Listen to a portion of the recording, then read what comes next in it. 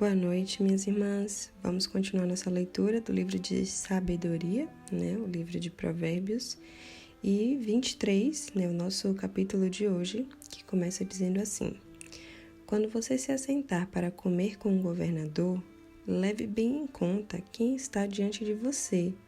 Encoste uma faca na sua própria garganta, se você é glutão. Não cobice os pratos deliciosos que ele serve, porque essa comida é enganadora. Não se fatigue para ficar rico. Não aplique nisso a sua inteligência. Você quer pôr os olhos naquilo que não é nada? Porque certamente a riqueza criará asas como a águia que voa pelos céus. Não coma o pão do invejoso, nem cobice os seus pratos deliciosos, porque como imagina em sua alma, assim ele é. Ele diz: coma e beba, mas não está sendo sincero. Você vomitará o bocado que comeu e terá desperdiçado as palavras amáveis que falou. Como é importante, a gente ler essas coisas, minhas irmãs. Vamos para o 9. Não fale com um tolo, porque ele desprezará a sabedoria das suas palavras.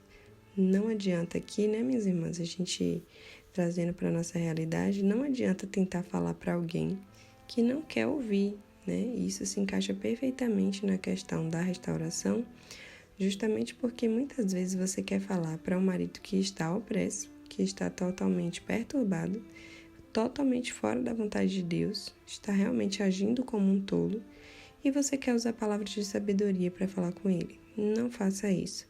A sabedoria da esposa está no silêncio, porque quem vai convencer ele é o Espírito Santo de Deus. Amém? Vamos para o versículo 10. Não remova os marcos antigos, nem entre nos campos dos órfãos, porque o Redentor deles é forte e defenderá a causa deles contra vocês. Mais uma vez, deixando bem claro aqui a questão das pessoas pobres em relação a Deus. É Deus quem defende elas, quem dá o pobre empresta a Deus. E aqui está dizendo que se você, for atrás dos campos dos órfãos, porque, sabe que ele é um órfão, saiba que o Redentor deles é forte. O Redentor aqui está com R maiúsculo, ou seja, é o Senhor, e defenderá a causa deles contra você. Muito cuidado quando você vai a alguém que é mais fraco, porque quando tem alguém que é mais fraco, o Senhor está lá defendendo eles.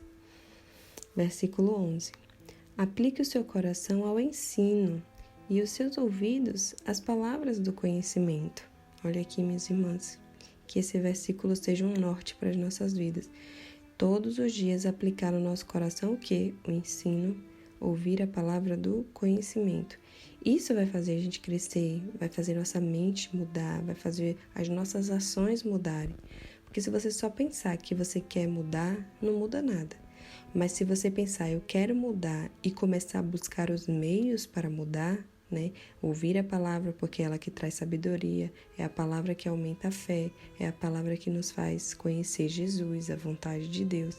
Então você precisa ter fé, mas ter ações, porque a fé sem obras ela é morta, Então que a gente sempre lembre disso, não adianta só querer, tem que fazer também. Versículo 12. Não deixe a criança sem disciplina, porque se você a castigar com a vara, ela não morrerá. Você a castigará com a vara e livrará a alma dela do inferno. Esse é um versículo muito importante que tem a ver também com o deserto, porque somos mães. Então, enquanto mães, a gente precisa cumprir a vontade de Deus em relação à criação dos nossos filhos. Então, quando o teu filho precisar de amizade e exemplo, você vai dar para ele amizade e exemplo. Mas vai chegar um momento que ele vai precisar de conselho, vai precisar também de correção e disciplina com a vara, E essa disciplina não é disciplina para matar. Veja aqui, você vai castigar com a vara e ela não morrerá. É um castigo, em relação ao erro dela. Por quê? Porque você castigará ela para livrar a alma dela do inferno.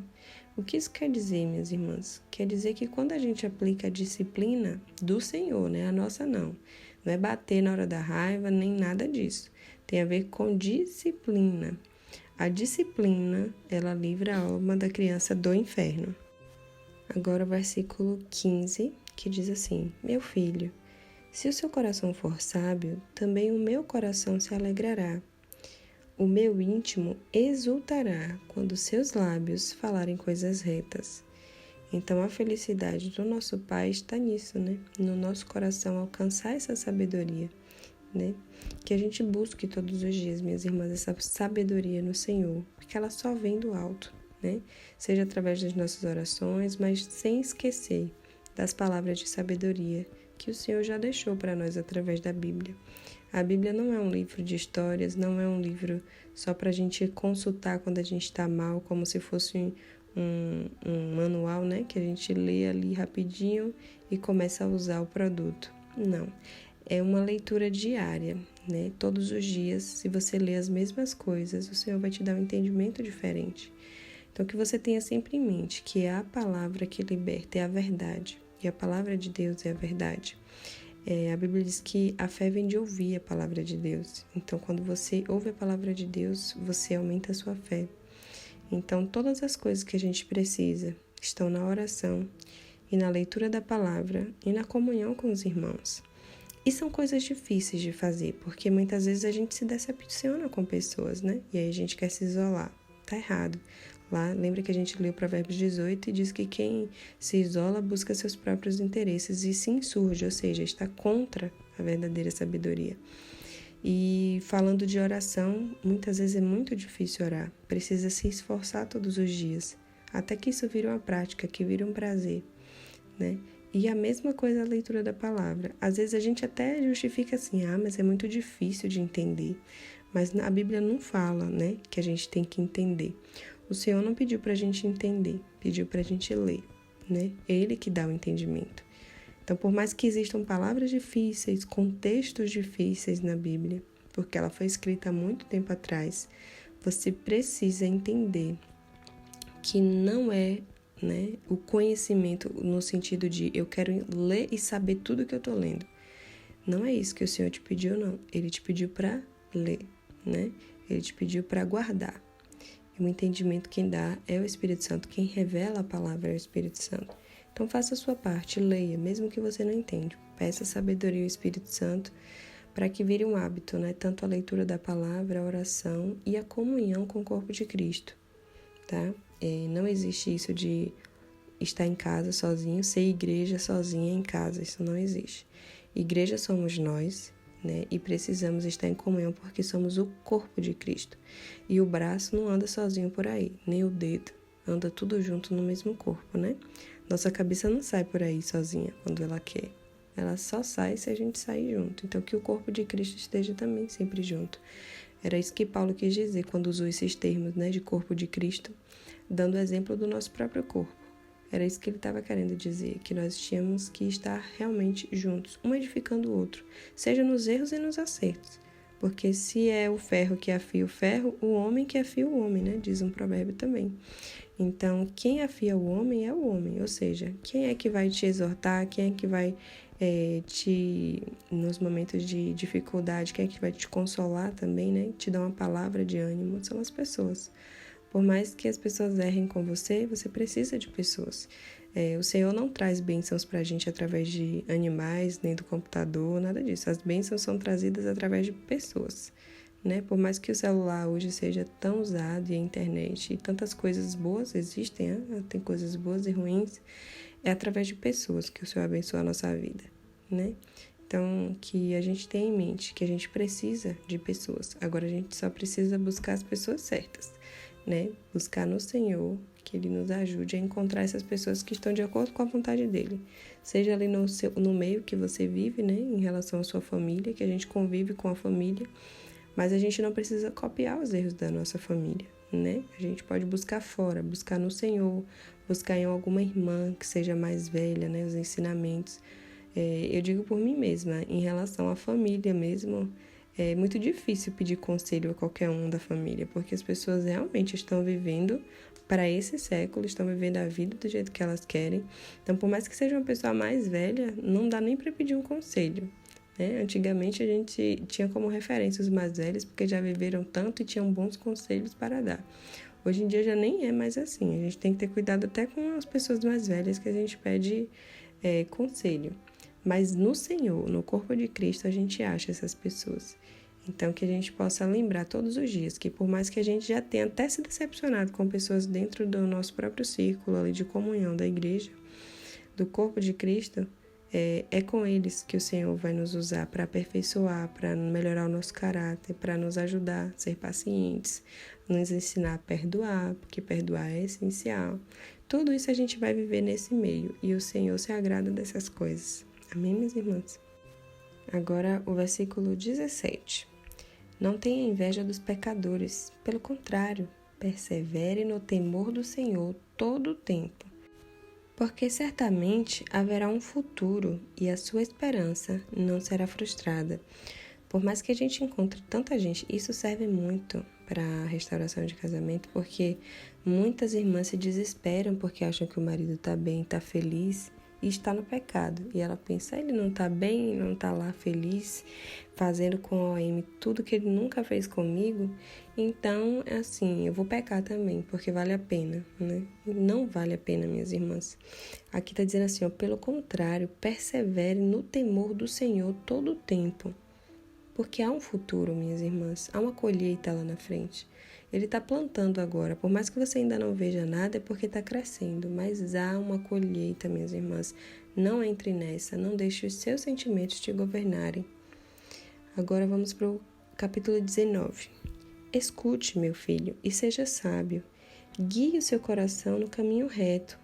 Não se junte com os beberrões, nem com os comilões, porque os beberrões e os comilões acabam na pobreza, e a sonolência os levará a vestir roupas de trapo. Escute o seu pai que o gerou, e não despreze sua mãe quando ela envelhecer. Isso aqui fala sobre honra, tá? Compre a verdade e não a venda. Compre a sabedoria, a instrução e o entendimento. Tá vendo aqui, minhas irmãs? São coisas muito importantes para você ter, buscar, né? Nem que precise comprar, mas você precisa dessas coisas. O versículo 23. Compre a verdade, não a venda. Compre a sabedoria, a instrução e o entendimento. Então, busque por essas coisas, minhas irmãs. Busque por entendimento, por conhecimento do Senhor. Essas coisas são muito importantes. Elas vão guiar você nesse caminho, nesse mundo tão perturbado, tão bagunçado. São essas coisas que você deve buscar para que você tenha um guia, né? O Espírito Santo ele vai te guiar à medida que você for buscando. Se você não busca, essa luz vai se apagando. Então, você precisa buscar conhecimento, sabedoria e entendimento, né? Instrução. O pai de um justo fica muito feliz, e quem gerar um filho sábio terá nele a sua alegria. Isso aqui é uma verdade muito grande.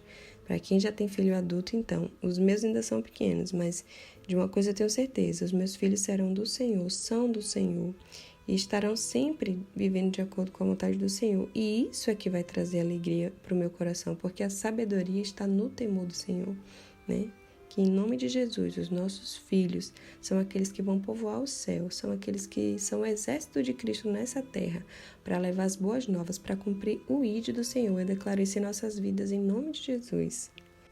E no versículo 25 diz assim, dê essa alegria ao seu pai e à sua mãe, e que se encha de felicidade aquela que o deu à luz.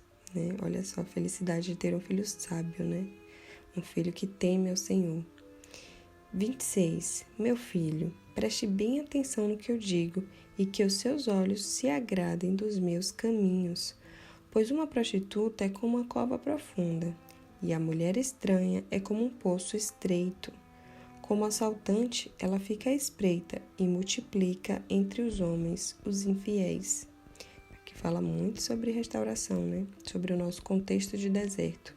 Aqui está dizendo que tanto a prostituta quanto a mulher estranha, elas são como assaltantes, né? E multiplicam os infiéis, porque elas fazem com que os homens sejam infiéis, né?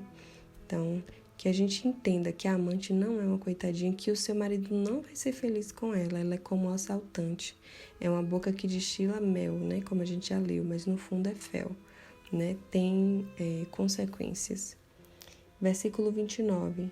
Para quem são os ais? Para quem são os pesares? Para quem são as rixas? Para quem são as queixas? Para quem são os ferimentos sem motivo? E para quem são os olhos vermelhos? para os que se demoram em beber vinho, para os que andam buscando bebida misturada. Não olhe para o vinho quando se mostra vermelho, quando resplandece no copo e desce suavemente, pois no fim morderá como a cobra e picará como a víbora. Os seus olhos verão coisas esquisitas e o seu coração o levará a dizer coisas perversas. Você será como o que se deita no meio do mar e como o que se deita no alto do mastro do navio. Você dirá: fui espancado, mas não doeu. Bateram em mim, mas eu não senti nada. Quando vou despertar? Então, voltarei a beber. Isso aqui fala sobre o vício da bebida, né? Qualquer uma bebida, citou vinho e bebida forte aqui. Que a gente entenda, né? E a gente entenda que precisamos ter domínio próprio. Uma pessoa que está sob efeito de álcool nessa situação, ela não se domina, ela fala, né, o que não deveria falar, coisas perversas, como diz aqui, e age de forma tola. Então, que o Senhor seja aquele que controla, que se for para se embriagar, que seja do Espírito Santo, a palavra diz isso, né? Estar cheio do Espírito Santo de Deus. Que o Senhor nos ensine, minhas irmãs, todas essas coisas, que o Senhor nos faça lembrar tudo que a gente tem aprendido aqui, quando for necessário, né? Que o Senhor traga a memória, né? Todas as vezes que a gente precisar, para que a gente não peque contra o Senhor. Que essas palavras estejam guardadas no nosso coração, em nome de Jesus. Pai, muito obrigada por mais um dia, muito obrigada porque o Senhor tem nos sustentado, o Senhor tem nos guiado, o Senhor tem nos dado a oportunidade de aprender de Ti todos os dias. Pai, muito obrigada porque o Senhor é tão fiel, mesmo quando nós não somos. Obrigada pela Tua fidelidade, obrigada pelo Teu amor incondicional, obrigada por nos cuidar, Senhor, mesmo quando nós mesmas não estamos com vontade de cuidar de nós. Pai, eu quero te pedir especialmente pelas irmãs que estão em situação de decisão, que estão ainda no início do deserto, não conseguem se posicionar, não sabem o que fazer. Pai, em nome de Jesus, alcança as minhas irmãs. Pai, em nome de Jesus, ensina, Senhor, a elas a te buscarem, Senhor. Mostra para elas que não existe, Senhor, milagre, no sentido de cair um pozinho na cabeça em que elas vão começar a saber todas as coisas. Exige esforço. A Tua palavra diz que o reino dos céus é tomado por esforço e só os que se esforçam se apoderam dele. Pai, por misericórdia, nos ensina a nos esforçar todos os dias para viver a Tua palavra, para fazer a Tua vontade. Pai, eu te peço pelos filhos, Senhor. Pai, em nome de Jesus, Pai, blinda a mente e o coração dos nossos filhos. Pai, em nome de Jesus, não permita, Senhor, que Satanás venha, Senhor, a tomar conta, Senhor, dessa situação a ponto de fazer com que os nossos filhos se desviem dos Teus caminhos. Que isso não aconteça. Em nome de Jesus, Deus Todo-Poderoso, repreende todas as armadilhas, Pai, desfaz todos os planos em nome de Jesus, a ponto de sermos mulheres fiéis a Ti e os nossos filhos verem nosso exemplo e o Teu Espírito Santo achar espaço na vida deles para que sirvam a Ti todos os dias, Senhor. Pai, em nome de Jesus, nos ajuda a ser amigas de nossos filhos, a dar exemplo, Senhor, a corrigir e disciplinar nos momentos certos. Nos ensine essas coisas, Pai, em nome de Jesus. Pai, eu te peço em especial pelos filhos adolescentes, os adultos, Pai. Pai, ensina eles a honrarem os pais, a entenderem essa situação com olhos de filhos, Pai, que o Senhor possa dar sabedoria, discernimento e guiá-los, Senhor, para que eles não se percam, não se desviem de Ti, Senhor. Que isso seja só para aproximar, Senhor, de Ti. Que todas as coisas cooperem, Senhor, para que eles sejam fiéis a Ti, para que eles busquem a Tua vontade todos os dias. Não permita que se desviem, Pai, nem para a direita nem para a esquerda. Pai, em nome de Jesus, eles são Teus, o exército de Cristo. É para Cristo, Senhor, que cuidamos e que criamos os nossos filhos. Pai, em nome de Jesus, nos liberta de nós mesmas, Senhor, que não façamos a nossa vontade, mas somente aquilo, Senhor, que o Senhor deseja que a gente faça, pois eles são Teus. A Tua palavra diz que os filhos são a herança do Senhor. O Senhor nos deu essa recompensa, Senhor, que agora saibamos cuidar da Tua herança, Pai, de acordo com a Tua vontade. Pai, em nome de Jesus, alcança as minhas irmãs nesse período, Senhor, de festas. Tantas coisas acontecem e passam na cabeça delas. Pai, que o Senhor possa acalmar, Senhor, dando sabedoria, Senhor, dando discernimento e entendimento às minhas irmãs, para que elas não se abalem pelas circunstâncias, pelo que o marido está fazendo, ou a OM, ou a família. Que nada disso, nenhuma conversa, Senhor, que nada, nenhuma palavra atinja o coração das minhas irmãs a ponto de enfraquecerem a fé delas. Pai, em nome de Jesus, resgata elas para a honra e glória do Teu nome, Pai. Amém.